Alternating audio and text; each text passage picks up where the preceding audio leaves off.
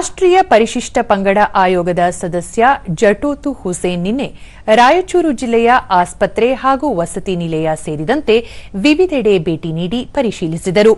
ಈ ವೇಳೆ ಜಿಲ್ಲಾ ವರಿಷ್ಠ ಪಂಗಡ ವರ್ಗಗಳ ಕಲ್ಯಾಣಾಧಿಕಾರಿ ಶಿವಮಾನಪ್ಪ, ರಿಮ್ಸ್ ಆಸ್ಪತ್ರೆಯ ಮೆಡಿಸಿನ್ ವಿಭಾಗದ ಮುಖ್ಯಸ್ಥ ಡಾ ಸೂರ್ಯಕಾಂತ್ ಮುಂತಾದವರು ಉಪಸ್ಥಿತರಿದ್ದರು.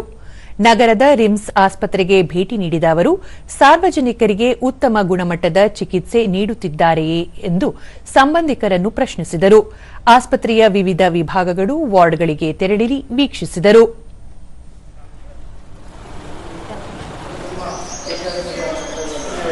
ಬಳಿಕ ನಗರದ ಆಶಾಪುರ ರಸ್ತೆಯಲ್ಲಿರುವ ಪರಿಶಿಷ್ಟ ವರ್ಗಗಳ ಕಲ್ಯಾಣ ಇಲಾಖೆಯ ವಸತಿ ನಿಲಯಗಳಿಗೆ ಭೇಟಿ ನೀಡಿ ವಸತಿ ನಿಲಯಗಳಿಗೆ ಪೂರೈಕೆಯಾಗುವ ಆಹಾರ ಧಾನ್ಯಗಳು ಮತ್ತು ಅದರ ಗುಣಮಟ್ಟದಲ್ಲಿ ವ್ಯತ್ಯಾಸವಾಗಬಾರದು ಎಂದು ವಸತಿ ನಿಲಯದ ಅಧಿಕಾರಿಗಳಿಗೆ ಸೂಚಿಸಿದರು.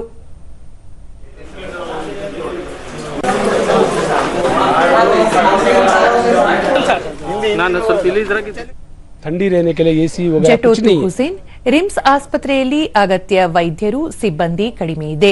ಕಟ್ಟಡವು ಶಿಥಿಲಗೊಂಡಿದೆ. ಬೇಸಿಗೆ ತಾಪಮಾನ ಏರುತ್ತಿದ್ದು ಅಗತ್ಯ ಫ್ಯಾನ್, ಎಸಿ ಇತ್ಯಾದಿ ಅಗತ್ಯ ಸೌಲಭ್ಯಗಳಿಲ್ಲ. ರಾಜ್ಯ ಸರ್ಕಾರ ಹೆಚ್ಚಿನ ಕಾಳಜಿ ವಹಿಸದಂತೆ ಕಾಣುತ್ತಿಲ್ಲ.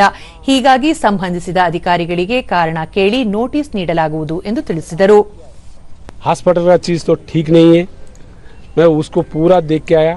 उनका नोटिस हम आपको उसकी इमीडिएटली इधर का कलेक्टर को, डायरेक्टर को, जो इसका मेडिकल डायरेक्टर को एंड सेक्रेटरी सबको नोटिस जारी होगा।